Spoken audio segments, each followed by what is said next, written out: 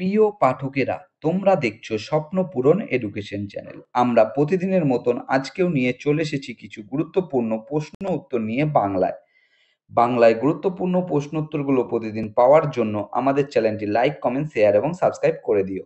Subscribe করে bell আইকনটি press করে নিও, তাহলে নতুন নতুন ভিডিও নোটিফিকেশনগুলো তোমরা খুব সহজেই পেয়ে যাবে। নতুন যারা আমাদের চ্যানেল প্রশ্ন উত্তরের ভিডিওগুলো দেখছো তারা অবশ্যই লাইক, কমেন্ট, শেয়ার এবং সাবস্ক্রাইব করে দিও, এবং তোমরা তোমাদের বন্ধুদের প্রচুর পরিমাণে ভিডিওগুলো শেয়ার করো যাতে তারাও আপকামিং পরীক্ষায় প্রশ্ন উত্তরগুলো পেয়ে উপকৃত হতে পারে। আমাদের ডিসক্রিপশন বক্সে হোয়াটসঅ্যাপ গ্রুপ, টেলিগ্রাম গ্রুপের লিঙ্ক দেওয়া আছে, সেখানে গিয়ে সবাই অবশ্যই জয়েন হয়ে নিও, এবং তোমরা কমেন্ট বক্সে কমেন্ট করে জানিও তোমাদের কোন বিষয়ের উপর ভিডিওর প্রয়োজন আছে। আমরা সেই বিষয়ের উপর ভিডিও নিয়ে আসার চেষ্টা করব, এবং তোমরা প্রশ্নগুলো দেখা মাত্রই কমেন্ট বক্সে উত্তর করার চেষ্টা করো, এবং সর্বশেষে কমেন্ট বক্সে কমেন্ট করে জানিও তোমরা কটি উত্তর সঠিক করেছো। তাই আর অযথা সময় নষ্ট না করে চলে আসি আজকের প্রথম প্রশ্নে। প্রথম প্রশ্নে আসার আগে বলতে চাই, তোমরা কিন্তু প্রশ্নগুলো দেখা মাত্রই কমেন্ট বক্সে উত্তর করার চেষ্টা করবে।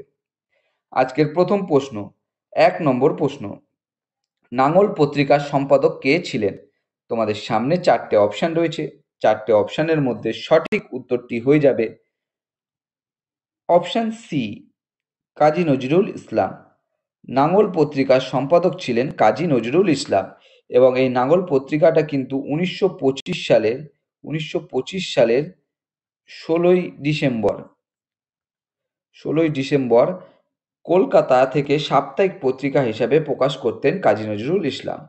1925 সালের 16ই ডিসেম্বর, এবং কলকাতা থেকে কিন্তু প্রকাশ করা হতো। পরবর্তী প্রশ্ন,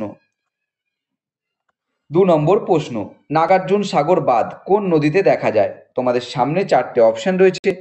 4টে অপশনের মধ্যে সঠিক উত্তরটি হয়ে যাবে অপশন এ, কৃষ্ণা। নাগার্জুন সাগর বাঁধ কৃষ্ণা নদীতে দেখা যায়, এবং এই নাগার্জুন সাগর বাঁধ কিন্তু 1955 সাল থেকে কিন্তু 1967 সালের মধ্যে তৈরি করা হয়েছিল। 1955-তে শুরু হয়েছিল এবং 1967 সালে কিন্তু এই বাঁধের কাজ শেষ করা হয়েছিল এই কৃষ্ণা নদীতে, এবং এটি কিন্তু অন্ধ্রপ্রদেশের গুন্টুর জেলা এবং তেলেঙ্গানার নালগোন্ডা জেলায় অবস্থিত। পরবর্তী প্রশ্ন, 3 নম্বর প্রশ্ন, পুরাণের সংখ্যা কয়টি? তোমাদের সামনে 4টে অপশন রয়েছে। 4টে অপশনের মধ্যে সঠিক উত্তরটি হয়ে যাবে অপশন ডি, 18টি। পুরাণের সংখ্যা 18টি। পরবর্তী প্রশ্ন, 4 নম্বর প্রশ্ন, মুদ্রা রাক্ষস নাটকটি কার লেখা? তোমাদের সামনে 4টে অপশন রয়েছে। 4টে অপশনের মধ্যে সঠিক উত্তরটি হয়ে যাবে অপশন এ, বিশাখ দত্ত। মুদ্রা রাক্ষস নাটকটি বিশাখ দত্তের লেখা। পরবর্তী প্রশ্ন, 5 নম্বর প্রশ্ন, ব্রিটিশ শাসনে বাংলা প্রথম ভাগ হয় কত সালে? তোমাদের সামনে 4টে অপশন রয়েছে। এই 4টে অপশনের মধ্যে সঠিক উত্তরটি হয়ে যাবে অপশন ডি, 1905 সালে। ব্রিটিশ শাসনে বাংলা প্রথম ভাগ হয় 1905 সালে, এবং 1905 সালের কিন্তু 16ই অক্টোবর ব্রিটিশ শাসনে বাংলা প্রথম ভাগ হয়েছিল লর্ড কার্জনের আদেশে।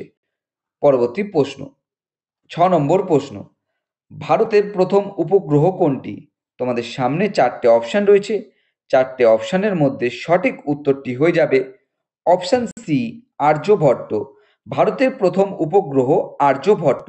এটি কিন্তু 1975 সালে, এটি কিন্তু 1975 সালের 19শে এপ্রিল উৎক্ষেপণ করা হয়েছিল। এই আর্যভট্টকে কিন্তু 1975 সালে 19শে এপ্রিল উৎক্ষেপণ করা হয়েছিল। পরবর্তী প্রশ্ন, 7 নম্বর প্রশ্ন, ভারত থেকে কবে ব্রহ্মদেশ পৃথক হয়? তোমাদের সামনে 4টে অপশন রয়েছে। 4টে অপশনের মধ্যে সঠিক উত্তরটি হয়ে যাবে অপশন এ, 1937 সালে। 1937 সালে অপশন এ হয়ে যাবে সঠিক উত্তর। ভারত থেকে 1937 সালে ব্রহ্মদেশ পৃথক হয়।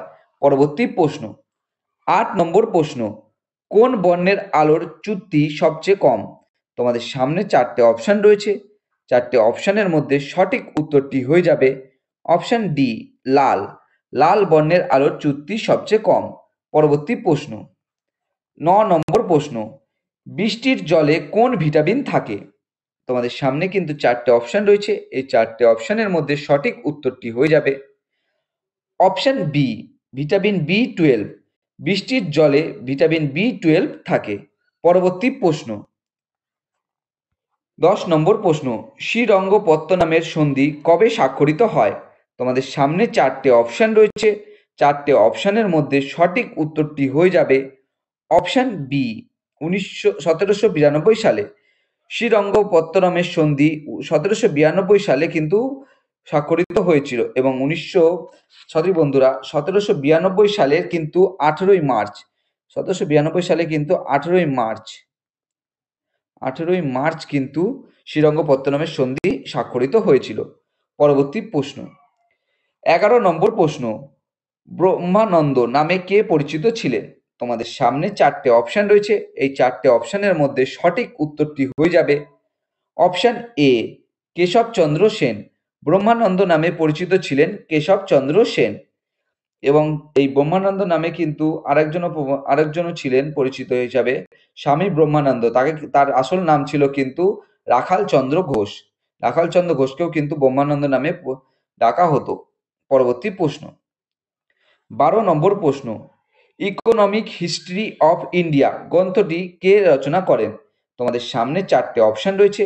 4টে অপশনের মধ্যে সঠিক উত্তরটি হয়ে যাবে option B Rameshchandra Dutt. Economic history of India গ্রন্থটি রচনা করেন রমেশচন্দ্র দত্ত। বইটা কিন্তু প্রকাশিত হয়েছিল 1908 সালে। এই বইটা কিন্তু প্রকাশিত হয়েছিল 1908 সালে। ইকোনমিক হিস্ট্রি অফ ইন্ডিয়া বইটা প্রকাশিত হয়েছিল 1908 সালে। পরবর্তী প্রশ্ন 13 নম্বর প্রশ্ন, ভারতের নেপোলিয়ান কাকে বলা হয়? তোমাদের সামনে 4টে অপশন রয়েছে। 4টে অপশনের মধ্যে সঠিক উত্তরটি হয়ে যাবে অপশন বি সমুদ্রগুপ্তকে। ভারতের নেপোলিয়ান বলা হয় সমুদ্রগুপ্তকে এবং ভিনসেন্ট স্মিথ কিন্তু সমুদ্রগুপ্তকে ভারতের নেপোলিয়ান বলেছিলেন। পরবর্তী প্রশ্ন 14 নম্বর প্রশ্ন, ছোটনাগপুর মালভূমির প্রধান নদী কোনটি? তোমাদের সামনে 4টে অপশন রয়েছে। এই 4টে অপশনের মধ্যে সঠিক উত্তরটি হয়ে যাবে অপশন এ দামোদর। ছোটনাগপুর মালভূমির প্রধান নদী দামোদর নদী। পরবর্তী প্রশ্ন 15 নম্বর প্রশ্ন, the race of my life এটি কার আত্মজীবনী? তোমাদের সামনে 4টে অপশন রয়েছে। 4টে অপশনের মধ্যে সঠিক উত্তরটি হয়ে যাবে option A Milkha Singh. The race of my life এটি মিলখা সিং এর আত্মজীবনী। পরবর্তী প্রশ্ন 16 নম্বর প্রশ্ন, পাল বংশ কোথায় রাজত্ব করেছিল? তোমাদের সামনে 4টে অপশন রয়েছে। 4টে অপশনের মধ্যে সঠিক উত্তরটি হয়ে যাবে অপশন ডি বিহার। পাল বংশ বিহারে রাজত্ব করেছিল। বন্ধুরা যেহেতু এখানে বাংলা অপশনে নেই তাই বিহার হয়ে যাবে সঠিক উত্তর। যদি বাংলা দেওয়া থাকতো তাহলে কিন্তু বাংলাও হতো। এখানে বাংলা এবং পূর্ব বিহার অঞ্চলে কিন্তু পাল বংশ কিন্তু রাজত্ব করেছিল। পরবর্তী প্রশ্ন 17 নম্বর প্রশ্ন, অজন্তা গুহাচিত্রগুলি কোন সময়কার? তোমাদের সামনে 4টে অপশন রয়েছে। 4টে অপশনের মধ্যে সঠিক উত্তরটি হয়ে যাবে অপশন বি গুপ্ত বংশে আমলের। অজন্তা গুহাচিত্রগুলি কিন্তু গুপ্ত বংশের সময়কার।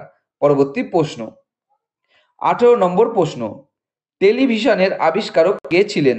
তোমাদের সামনে 4টে অপশন রয়েছে। 4টে অপশনের মধ্যে সঠিক উত্তরটি হয়ে যাবে option B J L Baird. টেলিভিশনের আবিষ্কারক হলেন জে এল বেয়ার্ড। এই টেলিভিশন কিন্তু 1926 সালে আবিষ্কার করেছিলেন জে এল বেয়ার্ড, 1926 সালে। পরবর্তী প্রশ্ন 19 নম্বর প্রশ্ন, ভারতের সর্বপ্রাচীন পর্বতমালা কোনটি? তোমাদের সামনে 4টে অপশন রয়েছে। 4টে অপশনের মধ্যে সঠিক উত্তরটি হয়ে যাবে অপশন এ আরাবল্লী পর্বত। ভারতের সর্বপ্রাচীন পর্বতমালা আরাবল্লী পর্বত। এটি কিন্তু গুজরাট থেকে দিল্লি পর্যন্ত কিন্তু 692 প্রায় 692 কিলোমিটার, প্রায় 692 কিলোমিটার পর্যন্ত কিন্তু বেশি, 692 কিলোমিটারের বেশি কিন্তু বিস্তৃত এবং রাজস্থান ও হরিয়ানার মধ্যে দিয়ে কিন্তু গেছে। এই আরাবল্লী পর্বত কিন্তু গুজরাট থেকে দিল্লি পর্যন্ত 692 কিলোমিটারের বেশি এবং রাজস্থান ও হরিয়ানার মধ্যে দিয়ে কিন্তু গেছে। পরবর্তী প্রশ্ন 20 নম্বর প্রশ্ন এবং আজকের শেষ প্রশ্ন, প্রথম ফিফা বিশ্বকাপ কত সালে অনুষ্ঠিত হয়েছিল? তোমাদের সামনে 4টে অপশন রয়েছে। 4টে অপশনের মধ্যে সঠিক উত্তরটি হয়ে যাবে অপশন এ 1930 সালে। প্রথম ফিফা বিশ্বকাপ 1930 সালে অনুষ্ঠিত হয়েছিল এবং এটি কিন্তু 1930 সালে উরুগুয়েতে অনুষ্ঠিত হয়েছিল এবং বিজয় হয়েছিল কিন্তু যে উইনার্স হয়েছিল সেটা কিন্তু উরুগুয়েই হয়েছিল। 1930 সালে প্রথম ফিফা বিশ্বকাপ অনুষ্ঠিত হয়েছিল। তো বন্ধুরা, তোমাদের জন্য আজকে এই 20টাই প্রশ্নোত্তর ছিল। তোমরা 20টা প্রশ্নোত্তর মধ্যে কটি সঠিক উত্তর দিতে পেরেছো অবশ্যই কিন্তু কমেন্ট বক্সে কমেন্ট করে জানিও। এবং আমাদের প্রশ্নোত্তর পর্বগুলো যদি তোমাদের ভালো লেগে থাকে অবশ্যই আমাদের চ্যানেলটি লাইক, কমেন্ট, শেয়ার এবং সাবস্ক্রাইব করে নিও। সাবস্ক্রাইব করে বেল আইকনটি প্রেস করে নিও এবং তোমরা তোমাদের বন্ধু-বান্ধব এবং আত্মীয়-স্বজন যারা কম্পিটিটিভ পরীক্ষার প্রিপারেশন নিচ্ছে তাদের কিন্তু শেয়ার করে দিতে পারো। এই প্রশ্নোত্তরগুলো কিন্তু আপকামিং পরীক্ষায় খুবই গুরুত্বপূর্ণ। এবং তোমরা আজকে 20টা প্রশ্নের মধ্যে কটি সঠিক উত্তর করেছো অবশ্যই কিন্তু কমেন্ট বক্সে কমেন্ট করে জানিও। এবং কমেন্ট বক্সে কমেন্ট করে জানাতে পারো তোমাদের কোন বিষয়ের উপর ভিডিওর প্রয়োজন আছে। আমরা সেই বিষয়ের উপর ভিডিও নিয়ে আসার চেষ্টা করব। এবং তোমরা আমাদের চ্যানেলটি আরো বেশি বেশি করে লাইক, কমেন্ট, শেয়ার করো। দেখা হবে আবার পরের প্রশ্ন উত্তর পর্বে।